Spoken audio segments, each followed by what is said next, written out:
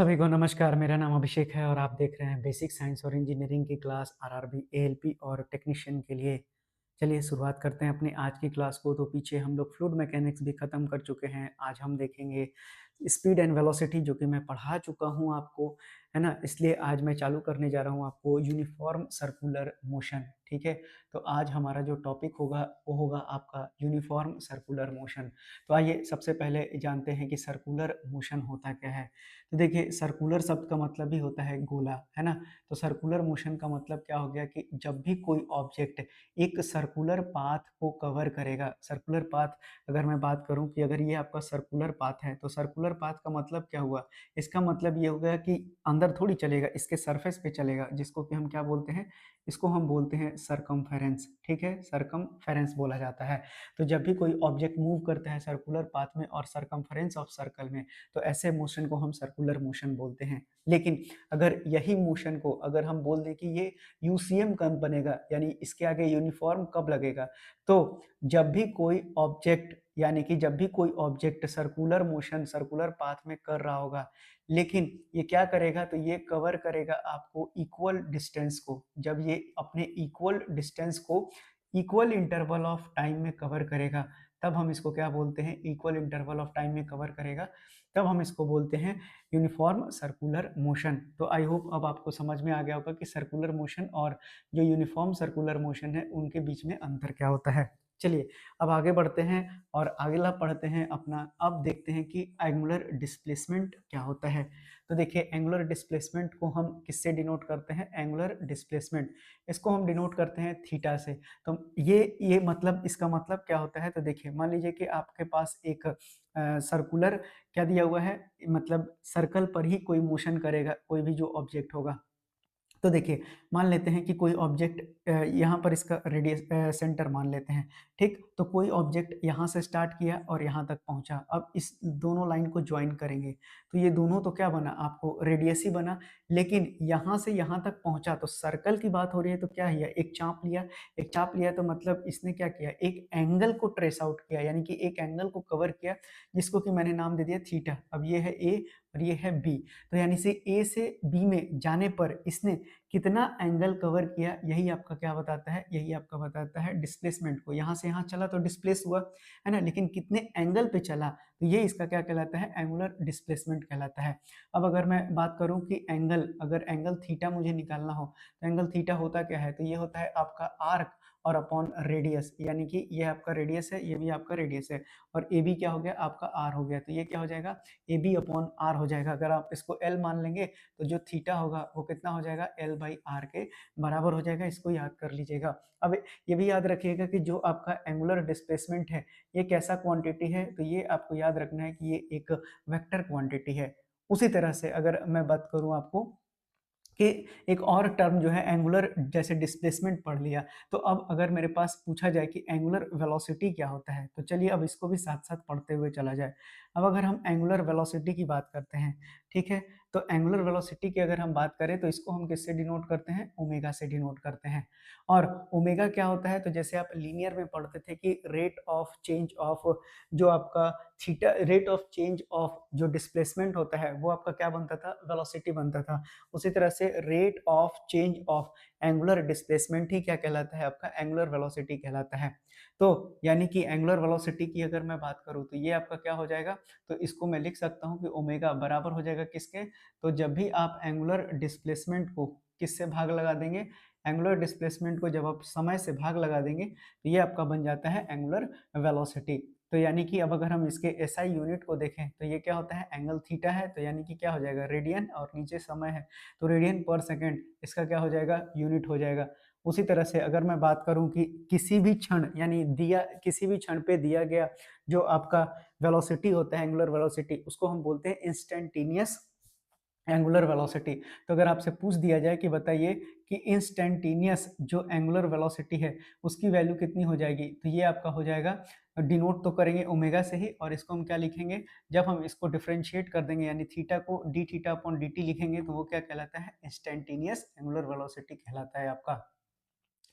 उसी तरह से अगर मैं बात करता हूँ कि एवरेज, आपसे ये भी पूछा जा सकता है कि आपका जो एवरेज एंगुलर वेलोसिटी है वो क्या होता है। तो जब भी ये डी किसमें तब्दील हो जाता है, डेल्टा में तब्दील हो जाता है, तो डेल्टा थीटा अपॉन जो डेल्टा टी है ये आपका क्या कहलाता है, यानी कि जो टोटल एंगुलर डिस्प्लेसमेंट है और जो टोटल टाइम टेकन है ये आपका क्या हो गया, total angular displacement upon total time taken, ये आपका क्या कहलाता है, एवरेज एंगुलर वेलोसिटी कहलाता है। उसी तरह से आपको यहाँ पर दो बातें और याद रखनी है। चलिए दो बातों को मैं लिख देता हूँ कौन कौन सा। सबसे पहले तो अगर अगर हम इसको वेक्टर के फॉर्म में रिप्रेजेंट करते हैं, किसको, जब एंगुलर वेलोसिटी की बात कर रहा हूँ तब की मैं, तो देखिए आपके पास अगर मैं बात करता हूँ कि ये देखिए आपका जो वेलोसिटी होगा वो सर्कुलर है, तो यानी कि एंगुलर ही घूमेगा। तो जब एंगुलर घूमेगा तो यानी कि जब हम क्लॉकवाइज रोटेशन को लेते हैं, ये कैसा रोटेशन दिख रहा है आपको, क्लॉकवाइज रोटेशन दिख रहा है, तो यानी कि जब ओमेगा वेक्टर लिखेंगे तो ये किधर की ओर लगता है। तो जब क्लॉकवाइज मोशन होता है तो याद कर लेना है आपको, मान लेते हैं ये ए से बी गया होगा, ये हो गया ए और ये हो गया बी। अब आपसे बोलेगा ये आपका डेल्टा थीटा हो गया, तो आपसे पूछ देगा कि आपको ओमेगा जो वेक्टर है उसका डायरेक्शन बताइए। तो जब भी क्लॉकवाइज रोटेशन होगा तो जो ओमेगा वेक्टर है वो हमेशा किसी किधर की ओर लगेगा, तो ये आपको हमेशा डाउनवर्ड की ओर लगेगा, ये बात याद रखना है। उसी तरह से जैसे ही अगर मैं रोटेशन है उसको क्या कर देता हूँ, पलट देता हूँ, ऐसे के बजाय किधर कर देता हूँ, तो ये आपको मैं एंटी क्लॉकवाइज कर देता हूँ, इस तरफ से कर देता हूँ, तब आपका क्या हो जाएगा। तो मान लेते हैं ये आपका सेंटर ऑफ सर्कल हो गया ओ, और फिर यहाँ से ये डिस्प्लेस करके कहाँ तक गया, ये आपका बी तक गया।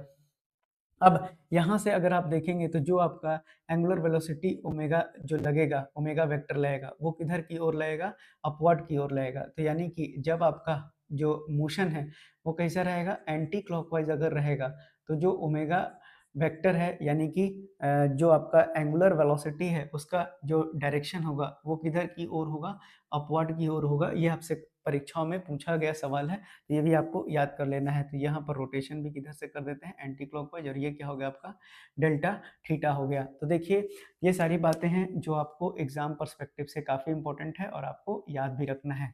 आइए कुछ और इम्पोर्टेंट टॉपिक्स को देखते हुए चलें। तो सबसे पहले आपसे कुछ और जो सवाल पूछा जाता है सर्कुलर मोशन से संबंधित, उससे उसको बोला जाता है, जो सबसे पहला है आपका टाइम पीरियड। तो टाइम पीरियड क्या होता है, आइए देखते हैं। तो टाइम पीरियड का मतलब होता है कि जब भी कोई ऑब्जेक्ट है उसको एक रिवॉल्यूशन अपने सर्कुलर पाथ करने में जितना समय लगेगा, ये आपका क्या कहलाता है, टाइम पीरियड कहलाता है।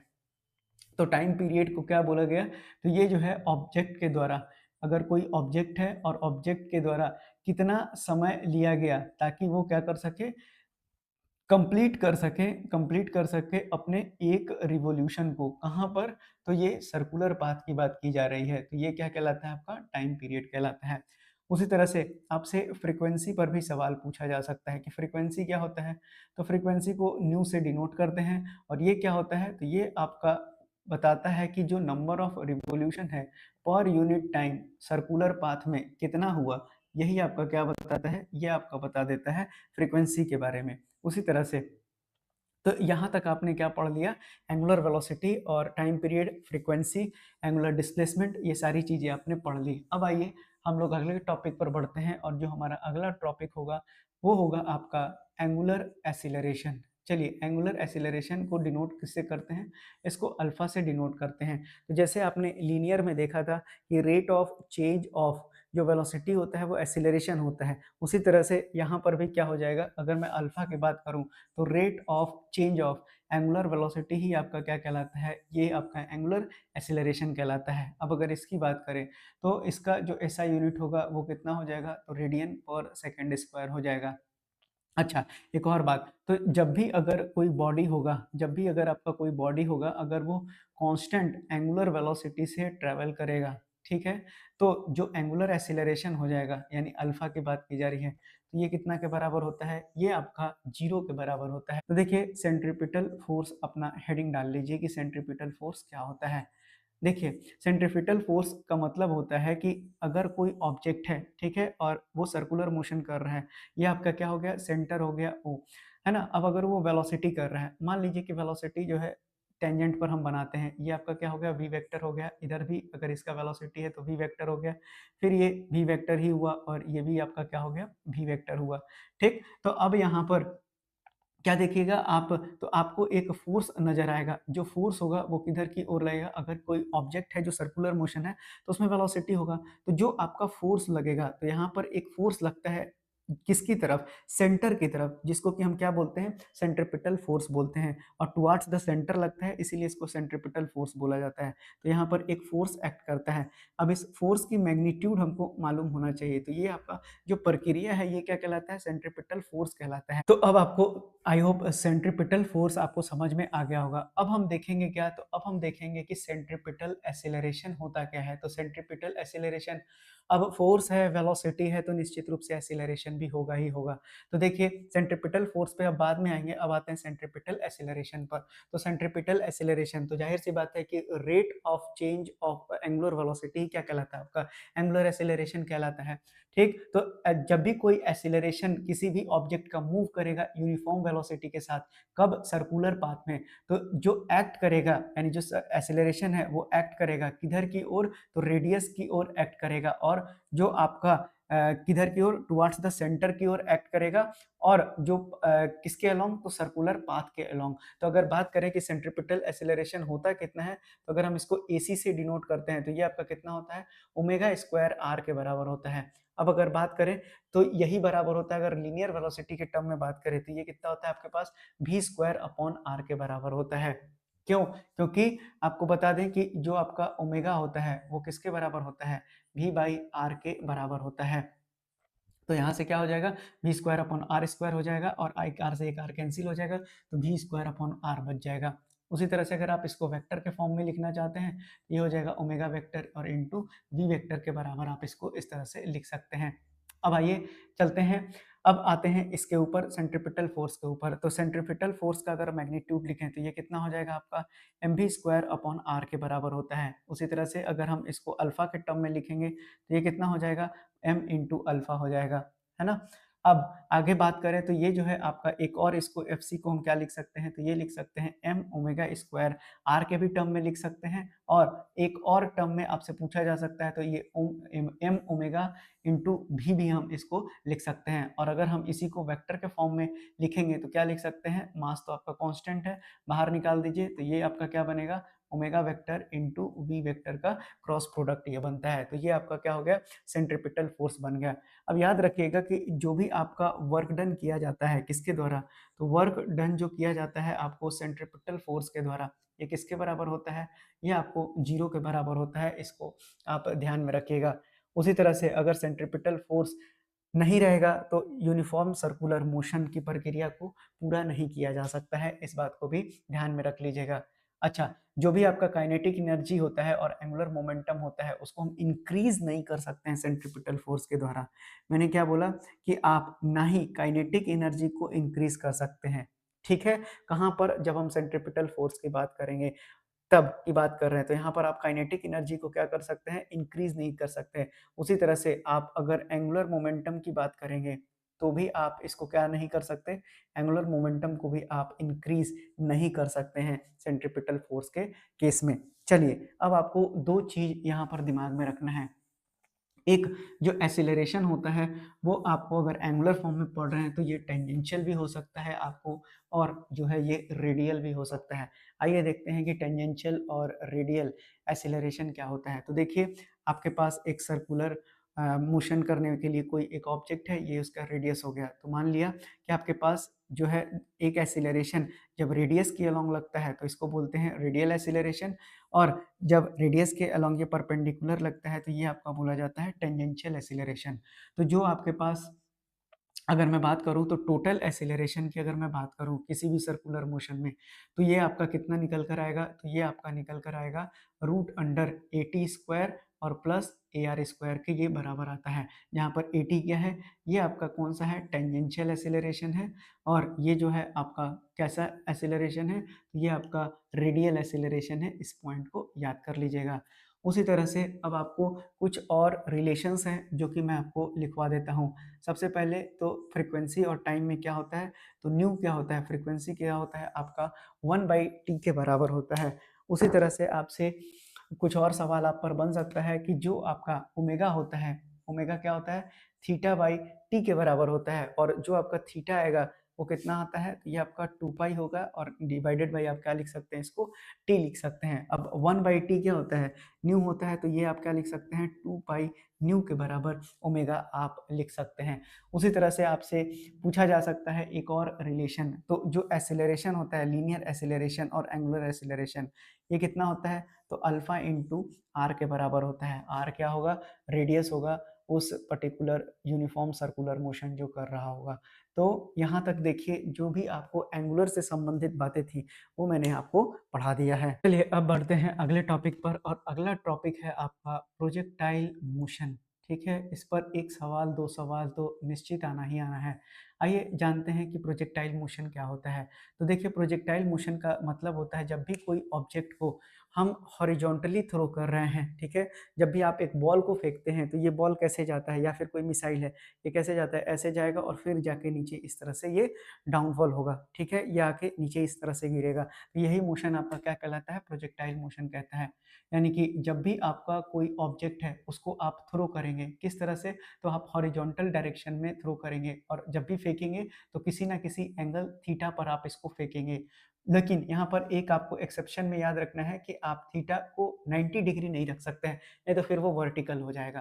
ठीक है, तो ये क्या करता है, इसके बाद ये एक पाथ बनाता है, जिस पाथ को हम क्या बोलते हैं, तो ये एक पैराबोलिक पाथ का निर्माण कर देता है। अब इस पैराबोलिक पाथ का निर्माण कर देता है और इसी को हम लोग क्या बोलते हैं, इसको हम लोग बोलते हैं ट्राजेक्टरी बोला जाता है।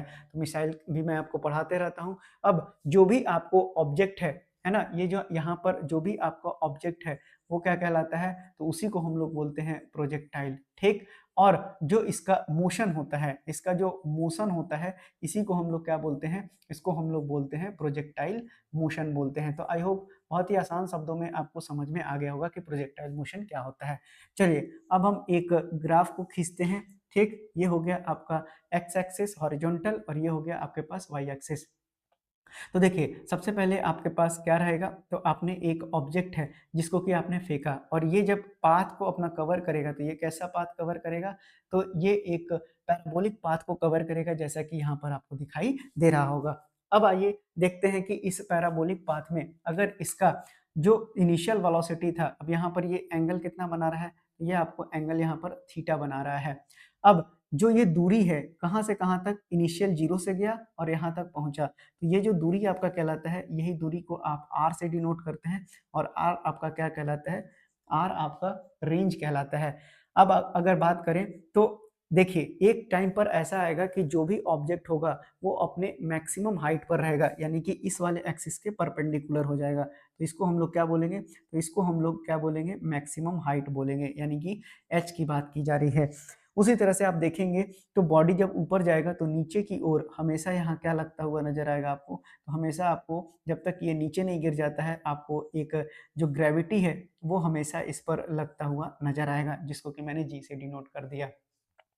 उसी तरह से बात करें आपको कि अब यहाँ से अगर इसकी इनिशियल वेलोसिटी क्या थी, तो ये आपका वेलोसिटी मैंने u ले लिया, तो u अगर थीटा कंपोनेंट में टूटा है तो दो भाग में बटेगा ये। एक तो आपका जिधर थीटा बनता है ये क्या बनेगा, आपका u cos थीटा बनेगा, और अगर आप इधर देखेंगे तो ये क्या बनेगा, u sin थीटा बनेगा, जो कि ये इसका वर्टिकल कंपोनेंट हो गया और ये आपका क्या हो गया, हॉरिजॉन्टल कंपोनेंट हो गया। तो इसको आप ux से डिनोट कर दीजिए और इसको आप uy से डिनोट कर दीजिए, तो आपको समझ में आ गया कि ये जो प्रोजेक्टाइल मोशन है किस तरह से बन रहा है। उसी तरह से अगर आप देखेंगे तो ये u cos थीटा की लाइन यहाँ पर भी, चूंकि ये पूरा हॉरिजॉन्टल है तो यहाँ पर भी आपका जो u है वो किसके बराबर होगा, ux, तो ये u cos थीटा के बराबर ही यहाँ पर भी होगा। तो आई होप ये जो मैंने आपको बता दिया ये भी आप समझ गए होंगे। चलिए अब एक एक करके हर चीज को डिनोट करते हैं और समझते हैं कि क्या क्या इनका फॉर्मूला का इस्तेमाल आपको करते हुए चलना है। देखिए आपको आपको जो है यहाँ अलग से मैं लिख देता हूँ, आपको ये ux हो गया, तो ux की वैल्यू कितनी है आपके पास, ये आपको हो गया u cos थीटा हो गया। उसी तरह से ये किस मोशन को रिप्रेजेंट कर रहा है, तो ये आपके हॉरिजॉन्टल मोशन को ये बता रहा है। अब अगर हॉरिजॉन्टल मोशन की बात कर रहे हैं तो ये किसके लिए रिस्पॉन्सिबल है, तो जो भी आपका रेंज प्रोड्यूस्ड हो रहा है उसी के लिए ये मोशन आपका क्या है, ये मोशन आपका रिस्पॉन्सिबल है। उसी तरह से यहाँ पर देखिए तो जो आपका एक्सीलरेशन है वो क्या है, तो यहाँ पर आपका जो एक्सीलरेशन है वो कांस्टेंट एक्सीलरेशन है। क्यों? क्योंकि यहाँ पर जो हॉरिजॉन्टल डायरेक्शन में है ए की वैल्यू कितनी है आपके पास, तो ये आपके पास 0 है।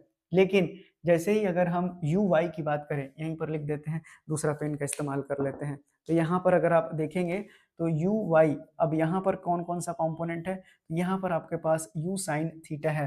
अब ये किस मोशन के लिए रिस्पॉन्सिबल है, तो ये आपका वर्टिकल मोशन के लिए रिस्पॉन्सिबल है। आई होप दिख रहा होगा, ठीक है, ये आपका वर्टिकल कंपोनेंट हो गया। अब यहाँ पर आपको एक वेरिएबल आएगा और वो वेरिएबल क्या होगा, तो देखिए जी इधर नीचे की ओर लग रहा है, यानी कि जो आपका ए वाई है एक्सेलरेशन, वो कितना लगेगा, तो नीचे की ओर लग रहा है, इसलिए ये हम क्या ले रहे हैं, इसको माइनस जी के बराबर ले रहे हैं, क्योंकि जब ऊपर की ओर जाएगा तो इसका एक्सेलरेशन ग्रेविटीज को हमेशा नीचे खींचने का काम करेगा, इसीलिए जी को किससे डिनोट किया गया है, माइनस से। और ये किसके लिए रिस्पॉन्सिबल है, तो ये आपको रिस्पॉन्सिबल है जो आपका हाइट प्रोड्यूस हो रहा है, जो भी आपका हाइट प्रोड्यूस हो रहा है उसके लिए कौन रिस्पॉन्सिबल है, तो जो आपका वर्टिकल कंपोनेंट है वो इसके लिए रिस्पॉन्सिबल है। तो आई होप यहाँ पर जो बेसिक कॉन्सेप्ट था वो मैंने आपको समझा दिया। चलिए अब इसके आगे की चीज़ों को पढ़ते हैं।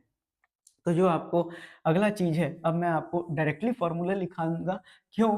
क्योंकि यहाँ पर आपको फॉर्मूला ही याद करना है, यहाँ पर आपको जो डेरिवेशन है वो डिराइव करने के लिए नहीं आता है ना, तो आपको फॉर्मूला देखना है और उन पर क्वेश्चंस को बनाना है याद करके। चलिए तो अब हम देखते हैं कि मेरे पास सबसे पहले क्या आएगा, तो टाइम ऑफ असेंडिंग हमको निकालना है। तो टाइम ऑफ असेंडिंग को अगर हम टी मानते हैं तो सबसे पहले हम किसके अलोंग देखेंगे, फिगर तो मैंने मिटा दिया, ठीक है, तो टाइम, अच्छा ठीक है, मैं फिगर जो है लगा दूंगा आपके लिए। तो टाइम ऑफ असेंडिंग जो होगा ये किसके बराबर होता है, अगर आप वाई एक्सिस के अलोंग लेंगे तो ये जो है आपका वी वाई की वैल्यू कितनी आ जाएगी, तो ये आ जाएगा आपके पास यू वाई और plus A Y into T, यानी वी बराबर you plus A T. Newton's law of motions के इक्वेशंस को लिख दिया है, तो वाई एक्सिस के अलोंग आ जाएगा ये। तो मैं यहाँ पर बना ही देता हूँ फटाफट। ये आपका क्या था, ये आपका u था, और यहाँ पर ये आपके पास क्या था, ये हो गया आपका u y, और यहाँ पर कितना था u साइन थीटा, और यहाँ पर आपके पास क्या हो गया u x, और ये हो गया u cos थीटा के बराबर हो गया। ये आपका क्या हो गया, हाइट हो गया, और यहाँ से यहाँ तक क्या हो गया आपके पास, रेंज हो गया। चलिए अब अपना काम इतना में हो जाएगा। अब जो है v बराबर क्या हो जाएगा, U Y plus A Y T हो जाएगा। तो यहाँ से जब आप t की वैल्यू को सॉल्व करेंगे तो ये आ जाएगा आपके पास u साइन थीटा, कितना आता है ये आपके पास आ जाता है u साइन थीटा और अपॉन g। तो आपको याद कर लेना है कि जो टाइम ऑफ असेंडिंग होगा, ठीक है, टाइम ऑफ असेंडिंग की बात की जा रही है, यानी कि नीचे से ऊपर की ओर जा रहा है तब की बात की जा रही है। डिसेंडिंग बोलेंगे तो जब नीचे की ओर गिरेगा तब की बात की जाएगी, है ना। उसी तरह से अब आपको यहाँ पर क्या निकालना है, तो आपको टाइम ऑफ फ्लाइट, बहुत ही इंपॉर्टेंट सवाल है, टाइम ऑफ फ्लाइट आपसे एग्जाम में पूछा जाता है। टाइम ऑफ फ्लाइट कितना होता है, तो टी की वैल्यू 2t के बराबर हो जाता है, और ये जो t है वो कितना हो जाएगा 2, और t की वैल्यू कितना आया है u sine theta upon g। तो ये आपका टाइम ऑफ फ्लाइट होता है। उसी तरह से आपसे ये भी पूछा जा सकता है कि ये जो हाइट है उसने कितना अटेंड किया है, तो ये आपको पता होना चाहिए कि जो हाइट है, हाइट अटेंड, ये कितना के बराबर है बॉडी के द्वारा प्रोजेक्टाइल मोशन में, तो इसको h से डिनोट करते हैं।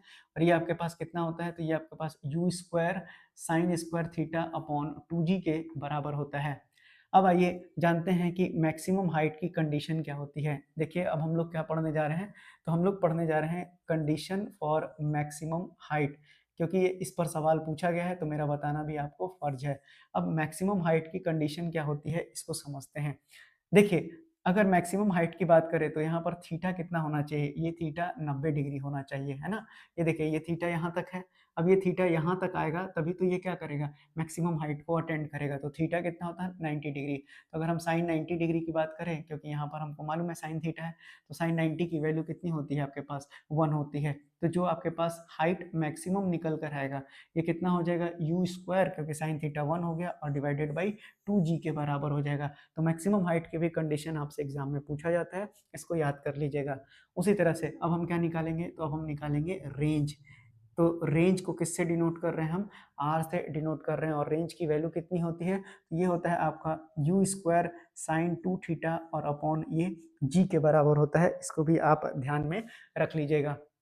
अब उसी तरह से जैसा कि आप देखिए कि मैक्सिमम हाइट निकाले तो हमको रेंज भी क्या निकालना पड़ेगा, यानी मैक्सिमम रेंज कितना कवर करेगा ये, तो मैक्सिमम आर की वैल्यू के लिए जो साइन 2 थीटा होना चाहिए वो कितना होना चाहिए आपके पास, 90 डिग्री आना चाहिए, तभी ना, क्योंकि साइन का मैक्सिमम वैल्यू कितना होता है, 1 होता है।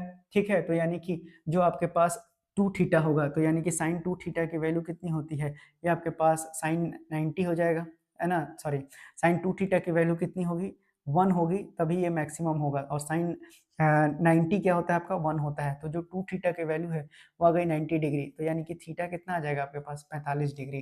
तो यानी कि रेंज मैक्सिमम तब होता है जब थीटा की वैल्यू क्या होती है, 45 डिग्री होती है। ये सवाल डायरेक्टली आपके परीक्षा में पूछा गया है, तो इसको भी आप याद कर लीजिएगा।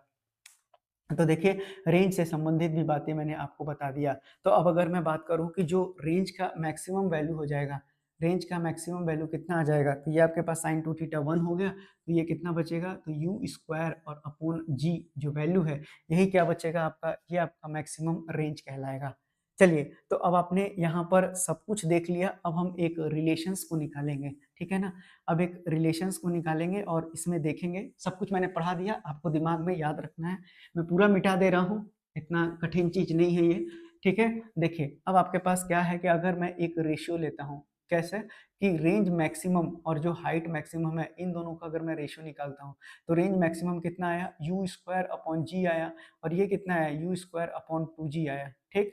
तो यू स्क्वायर से यू स्क्वायर कैंसिल, जी से जी कैंसिल, तो चौथा पहले पर चला जाएगा, तो ये 2 आ गया। तो यानी कि जब भी आप मैक्सिमम रेंज और अगर हाइट मैक्सिमम को लेंगे, तो ये जो आपका रेशियो निकल के आएगा डायरेक्ट 2 आएगा। आपसे ऐसा भी सवाल बन सकता है परीक्षा में, आपको एच मैक्सिमम दे देगा और बोलेगा आर मैक्सिमम निकालिए, या फिर आर मैक्सिमम दे देगा, बोलेगा एच मैक्सिमम निकालिए, तो इस रिलेशन से आप आसानी से निकाल सकते हैं। तो यानी कि जो आपके पास इससे रिलेशन निकला, ये भी सवाल आपसे पूछा गया है कि जो मैक्सिमम रेंज होता है वो हाइट मैक्सिमम का कितना होता है, तो ये आपका दिख रहा होगा रिलेशन से ही, ये आपका दुगना होता है किससे, तो हाइट के मैक्सिमम से। चलिए देखते हैं अब अपने अगले टॉपिक को, जो कि प्रोजेक्टाइल का आखिरी टॉपिक है। कहता है कि जो हॉरिजॉन्टल रेंज है वो सेम होता है अगर एंगल ऑफ प्रोजेक्शन एक थीटा है और दूसरा आपके पास 90 माइनस थीटा दिया हुआ है। देखिए, यहाँ से यहाँ तक क्या दिया हुआ है आपके पास, एक एंगल थीटा दिया हुआ है, तो टोटल अगर 90 डिग्री है तो ये वाला आपका कितना हो जाएगा, ये वाला 90 माइनस थीटा हो जाएगा आपके पास। तो यानी कि अब हमको क्या बोला गया है कि दोनों के लिए जो रेंज है वो सेम होगा। तो मान लेते हैं कि एंगल थीटा पर जो हॉरिजॉन्टल रेंज होता है वो कितना होता है, तो मैंने अभी आपको पढ़ाया है कि यू स्क्वायर साइन 2 थीटा और अपॉन जी के बराबर ये होता है। तब उसी तरह से अब हम क्या निकालेंगे, अब हम निकालेंगे, मान लेते हैं कि 90 माइनस थीटा के लिए जो मेरा एंगल ऑफ 90 माइनस थीटा के लिए जो मेरा रेंज है वो मान लिया आर डैश है, तो ये कितना हो जाएगा, you square sine 2 into 90 minus theta और डिवाइडेड बाई कितना आ जाएगा, ये आपके पास जी के बराबर आ जाएगा। तो यहाँ पर ये कितना हो जाएगा आपके पास, यू स्क्वायर साइन 180 माइनस ये थीटा हो जाएगा और डिवाइडेड बाई कितना हो जाएगा आपके पास, जी के बराबर आ जाएगा ये। उसी तरह से तो आपको मालूम होना चाहिए कि जो साइन 180 माइनस ये 2 थीटा आएगा, तो साइन जो आपका 180 माइनस 2 थीटा है ये किसके बराबर होना चाहिए, तो ये आपका बराबर होना चाहिए साइन 2 थीटा के बराबर ही, ठीक। तो इसी तरह से अगर हम देखेंगे तो अब आर डैश की भी वैल्यू कितनी हो जाएगी, आर डैश की भी वैल्यू हो जाएगी यू स्क्वायर साइन 2 थीटा और डिवाइडेड बाई जी के बराबर हो जाएगा। तो इस पॉइंट को आपको ध्यान में रखना है, आपसे सीधा एक लाइन का इसमें सवाल बनेगा, कुछ अलग नहीं बनने वाला है, ठीक है। तो यहाँ पर आपका प्रोजेक्टाइल खत्म होता है, यूनिफॉर्म सर्कुलर मोशन भी आपसे खत्म हो गया। चलिए अब बढ़ते हैं न्यूमेरिकल की ओर। देखते हैं पहला सवाल आपसे कहता है कि एक कार जो है एक्सेलरेट करता है यूनिफॉर्मली 5 मीटर प्रति सेकंड से 10 मीटर प्रति सेकंड 5 सेकंड में। तो एक्सेलरेशन पूछा गया है, तो एक्सेलरेशन कितना होता है, डेल्टा वी अपॉन टी होता है। तो V minus U by T लगा दीजिए, तो ये कितना हो जाएगा आपके पास, वी दिया हुआ है 10, यू दिया हुआ है आपके पास 5 और टाइम भी दिया हुआ है 5, यानी कि 10 में से 5 गया 5, और ये कट के कितना आ जाएगा 1 मीटर पर सेकंड स्क्वायर, यानी इस सवाल का उत्तर क्या हो जाएगा आपके पास, बी ऑप्शन नंबर बिल्कुल सही है। बढ़ते हैं अगले सवाल पर। अगला सवाल देखिए आपसे क्या कहता है। अगला सवाल आपसे कहा गया है कि एक पार्टिकल जो है स्टार्ट करता है रेस्ट से, यूनिफॉर्म एक्सेलरेशन दिया हुआ है, बोलता है कि travel distance x distance travel करता है पहले 2 सेकंड में और वाई जो है ट्रेवल करता है अगले 2 सेकंड में। यानी कि कुछ इस तरह से आपका सवाल बन रहा है। बोलता है कि जो पहला 2 सेकंड है, ठीक है, यहाँ पर अगर टाइम 2 सेकंड है, तो पहली बार में x ट्रैवल करता है और फिर अगला 2 सेकंड में ये कितना करता है, y जो है डिस्टेंस कवर करता है। तो यानी स्टार्ट किया कितना से, 0 से, और एक बार टाइम कितना बोला है, 2 सेकंड, और जो दोबारा है वो टाइम 4 सेकंड में पूछा है।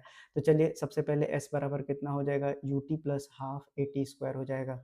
तो पहले वाले के लिए डिस्टेंस x है, u 0 है, तो बात खत्म हो गई, हाफ। इसके बाद यहाँ पर a हो गया और t की जगह 2 सेकंड का स्क्वायर, तो 2 का स्क्वायर। तो x की वैल्यू कितनी हो गई, तो एक 2 से एक 2 कट गया, तो कितना आ गया, x बराबर 2a आ गया। उसी तरह से अगर बात करें अगले वाले के लिए, तो s कितना हो जाएगा, s बराबर फिर से ut plus half A T square लगा देंगे। s कितना हो गया, अगली बार x प्लस वाई डिस्टेंस हो गया, इनिशियल वेलोसिटी 0 ही रहेगा, तो ये हो जाएगा हाफ और टाइम हो जाएगा 4 का स्क्वायर, तो a इंटू 4 का स्क्वायर। तो x प्लस वाई की वैल्यू कितनी आ गई, ये हो गया 16/2 यानी कि 8a के बराबर हो गया। अब यहाँ पर इसको सब्सटीट्यूट कर देते हैं, तो 2a प्लस वाई की वैल्यू कितनी हो गई, 8a हो गई। तो यहाँ से आपको 6a की वैल्यू कितनी आ गई, y, यानी y बराबर कितना आ गया, 6a। अब आपसे बोला है कि y बराबर nx है, तो आपसे n की वैल्यू पूछा है, तो n कितना हो जाएगा, y बाई एक्स। y आपके पास कितना है, 6a है, और x कितना है, 2a है। a से कैंसिल आउट कीजिए, 2 तिहाई 6, यानी कि n की वैल्यू 3 आ जाएगी। ऑप्शन नंबर बी इस सवाल का बिल्कुल सही उत्तर हो जाएगा। बढ़ते हैं अगले सवाल पर। अगला सवाल अच्छा सवाल है, बोलता है कि एक प्लैनेट जो है मूव करता है सन के अराउंड इलिप्टिकल ऑर्बिट में। तो जब अर्थ के क्लोजेस्ट होता है from the sun, when the earth is closest from the sun, बोलता है कि it is at a distance R और हैविंग स्पीड भी। तो बोलता है कि जब वो 4r दूरी पर होगा, तो उस समय पर उसका स्पीड क्या होगा। ठीक है, मान लेते हैं कि उस समय पर स्पीड उसका v डैश हो जाएगा। तो हमको पता है कि केपलर्स का यहाँ पर कौन सा लॉ लगेगा, तो केपलर्स का यहाँ दूसरा लॉ लगने वाला है। तो सेकंड लॉ के हिसाब से हमको पता है कि जो D A by D T होता है, ये कितना के बराबर होता है, तो half into R into V के बराबर होता है, ये हमें मालूम है। ठीक है, तो ये तो पहला वाला के लिए सिंपल इक्वेशन हो गया। दूसरे वाले के लिए क्या बनेगा, तो डी ए बाई जो आपका D A by D T है, वो कितना के बराबर हो जाएगा, तो ये आपका हो जाएगा हाफ। आर की जगह बोला है 4r लेने के लिए, और भी की जगह बोला है v डैश लेने के लिए। ये होगा इक्वेशन नंबर 2। अब चूंकि दोनों केपलर्स लॉ के D A by D T बराबर हो जाएगा, तो फ्रॉम 1 एंड 2 हम क्या बता सकते हैं कि जो मेरे पास हाफ आर भी है, वो किसके बराबर हो जाएगा, तो half into 4r into V dash के बराबर। अब आर आर वी से आपको वी और वी में रिलेशन चाहिए, तो यानी कि आर इंटू वी, तो आर से आर तो कट जाएगा, उसी तरह से हाफ से हाफ कट जाएगा। तो वी डैश की वैल्यू आपसे पूछा है, तो वी डैश की वैल्यू कितनी हो जाएगी, v बाई 4 हो जाएगी, यानी कि ऑप्शन नंबर ए इस सवाल का बिल्कुल सही उत्तर हो जाएगा। अगले सवाल को देखिए और बनाने का कोशिश कीजिए। बोलता है कि एक कार जो है मूव करता है, स्पीड दिया हुआ है 50 किलोमीटर प्रति घंटा। इसको स्टॉप किया जाता है ब्रेक के द्वारा जब वो कम से कम 6 मीटर की दूरी ट्रेवल कर लेता है। उसी तरह से बोलता है कि सेम कार अगर 100 किलोमीटर प्रति घंटा के दूरी मतलब किलोमीटर प्रति घंटा की रफ्तार से चल रहा है, तो आपको बोला है कि मिनिमम स्टॉपिंग डिस्टेंस उसका कितना हो जाएगा। तो देखिए स्पीड पहले वाले कार का 50 किलोमीटर प्रति घंटा दिया हुआ है, ठीक है। उसी तरह से जो ब्रेक लगाता है उसके बाद जो वो ट्रैवल करता है, यानी कि जो आपके पास एस की वैल्यू दी हुई है वो कितना दिया हुआ है, 6 मीटर जब वो ट्रैवल करता है तब जाके ब्रेक लगता है। उसी तरह से जो एस टू की वैल्यू है वो कितनी दी हुई है, स्पीड दिया हुआ है 100 किलोमीटर प्रति घंटा ये दिया हुआ है। तो बोलता है कि जो दूसरा मान लेते हैं कि ये जो है एस एस मत लिखिए, है ना, ये डिस्टेंस है, तो इसको डिस्टेंस को डी से लिख देते हैं, ठीक है। और यहाँ पे आपसे बोला गया है कि ये जब 100 किलोमीटर प्रति घंटे की रफ्तार से था, तब यहाँ पर आपसे डी डैश का वैल्यू पूछ रहा है कि कितना होना चाहिए। चलिए इस सवाल को हल करते हैं। देखिए हमको पता है न्यूटन्स के इक्वेशन से कि V square minus U square कितना होता है, तो ये आपका 2a इसके बराबर होता है, s जहाँ पर डिस्टेंस है। अब फाइनल वेलोसिटी रुकने के बाद क्या हो जाएगा, 0 हो जाएगा। इनिशियल वेलोसिटी आपके पास दिया हुआ है, ठीक है। तो यानी कि इनिशियल वेलोसिटी का भी इस्तेमाल करेंगे, तो माइनस यू स्क्वायर बराबर 2s लिख सकते हैं। तो जो यू स्क्वायर की वैल्यू है, ठीक है, यू स्क्वायर की वैल्यू कितनी आ जाएगी, -2as के बराबर आ जाएगा। अब -2as के बराबर तो है ये, तो s की वैल्यू हम यहाँ से क्या निकाल सकते हैं, तो s की वैल्यू हम निकाल सकते हैं -u square divided by 2a के बराबर हो जाएगा। अब ध्यान से समझिएगा, ध्यान से क्या समझना है कि ए तो आपके पास क्या दिया हुआ है, ए तो एक्सेलरेशन कांस्टेंट दिया हुआ है ना, और अगर निगेटिव आ रहा है यहाँ पर तो हम इस इक्वेशन को ऐसे लिख सकते हैं ना, u square by 2 into minus a लिख सकते हैं। यानी माइनस ए किस चीज़ को दर्शा रहा है, ये आपको रिटार्डेशन को दर्शा रहा है। और सवाल में भी साफ साफ क्या कहा गया है कि ये रुक रहा है, तो रुक रहा है तो एक्सेलरेशन धीरे धीरे कम हो रहा है, यानी रिटार्डेशन हो रहा है। और एक्सेलरेशन यहाँ पर आपको कॉन्स्टेंट दिया हुआ है, ठीक। तो यानी कि क्योंकि कुछ दिया बोला ही नहीं है, तो हम क्या करेंगे, एक्सेलरेशन को कांस्टेंट ले रहे हैं। तो जो मेरे पास s होगा वो डायरेक्टली प्रोपोर्शनल बन गया किसके, u स्क्वायर के, क्योंकि 2a क्या हो गया मेरा कांस्टेंट हो गया। तो यानी कि हम क्या बोल सकते हैं कि s1/s2 को हम लिख सकते हैं u1 स्क्वायर और डिवाइडेड बाई u2 का स्क्वायर, तो s1/s2। तो यानी कि s आपके पास क्या था, तो s याद रखिएगा डिस्टेंस था, तो मैं लिख देता हूँ कि d1/d डैश, ये कितना हो जाएगा, चाहे d/d डैश, ये हो जाएगा आपका s1/s2 के स्क्वायर के बराबर, क्योंकि यही वेलोसिटी दिया हुआ था। अब इसको सॉल्व कर लीजिए, तो d कितना दिया हुआ था 6, d डैश आपको निकालना था, s1 कितना दिया हुआ था आपके पास, तो ये दिया हुआ था 50, और ये कितना दिया हुआ था, दूसरा 100 दिया हुआ था, 50 दूना के 100, तो d डैश की वैल्यू कितनी हो गई, 12 मीटर हो गई। तो इस सवाल का उत्तर कितना हो जाएगा, ऑप्शन नंबर बी बिल्कुल सही उत्तर हो जाएगा। और इस तरह से आप करके आ जाएँगे और आपका सवाल का उत्तर क्या हो जाएगा, बिल्कुल पूरी तरह से गलत हो जाएगा, ठीक है? तो ऐसे नहीं करना है आपको। देखिए यहाँ पर ये स्क्वायर है ना, तो स्क्वायर है तो ध्यान से आपको यहाँ पर बनाना है। तो ये कितना हो जाएगा आपके पास, ये ऐसा बनेगा 50/100 का स्क्वायर हो जाएगा, तो 50 दूना के 100 हो जाएगा। तो 6/d डैश की वैल्यू हो जाएगी 1/4, तो d डैश की वैल्यू कितनी आ जाएगी, 24 आ जाएगी। तो इस सवाल का उत्तर 12 नहीं होगा, इस सवाल का सही उत्तर क्या हो जाएगा, 24 मीटर हो जाएगा, यानी ऑप्शन नंबर सी इस सवाल का बिल्कुल सही उत्तर हो जाएगा। आइए देखते हैं इस क्वेश्चन को। आपसे बोला है कि एक बॉडी को फेंका जा रहा है वेलोसिटी 20 मीटर प्रति सेकंड से हॉरिजॉन्टल से 30 डिग्री पर, प्रोजेक्टाइल का क्वेश्चन है। यू का वैल्यू दिया हुआ है 20 मीटर प्रति सेकंड और एंगल थीटा कितना दिया हुआ है, 30 डिग्री हॉरिजॉन्टल से दिया हुआ है। तो टाइम मैक्सिमम हाइट पर जाने के लिए कितना लगेगा, तो आपको मालूम होना चाहिए कि जो टाइम ऑफ फ्लाइट होता है वो टी के बराबर होता है, यानी टाइम ऑफ फ्लाइट निकाल के उसका आधा कीजिएगा, यही आपको मैक्सिमम हाइट पर टाइम लगता है। ये मैंने आपको पढ़ा दिया है। अब आइए सवाल को बनाते हैं। तो देखिए आपको टाइम ऑफ फ्लाइट का फॉर्मूला कितना होता है, तो 2u साइन थीटा बाई जी के बराबर होता है। तो 2 गुना 20 गुना साइन 30 डिग्री कितना होता है, 1/2 होता है, और जी बोला है 10 लेने के लिए, 10 दूना के 20, 2 से 2 कट गया, तो ये आ गया आपके पास 2 सेकंड टाइम ऑफ फ्लाइट। तो जो टाइम मैक्सिमम हाइट के लिए आएगा वो t/2 करना पड़ेगा, यानी 2/2 कितना हो जाएगा, 1 सेकंड। यानी इस सवाल का सही उत्तर हो जाएगा ऑप्शन नंबर डी। तो ये था आपका आज का बेसिक साइंस और इंजीनियरिंग की क्लास, जिसमें मैंने आपको, क्योंकि मैंने वेलोसिटी वगैरह पढ़ा दिया है पहले से ही सब कुछ, इसलिए मैं सिर्फ उनके क्वेश्चंस ले रहा हूँ, न्यूटन्स लॉज ऑफ मोशंस के केवल मैं क्वेश्चन उठा रहा हूँ आपको, है ना? तो आई होप आपको इतना बेसिक तो मैंने पढ़ा दिया है, जिससे कि आप इन सब सवालों को बना सकते हैं। तो आपको रेगुलर क्लास करते रहिए, चाहे आपका कोई सा भी एग्जाम हो, टेक्नीशियन का हो, एलपी का हो, एसएससी दे रहा हूँ, क्योंकि मैं मैथ्स भी पढ़ा रहा हूँ, करंट अफेयर और साइंस भी पढ़ा रहा हूँ आपको। अगर आप पढ़ते रहेंगे निश्चित रूप से आपका सिलेक्शन हो जाएगा। ठीक है, मिलते हैं अगली क्लास में, तब तक के लिए धन्यवाद।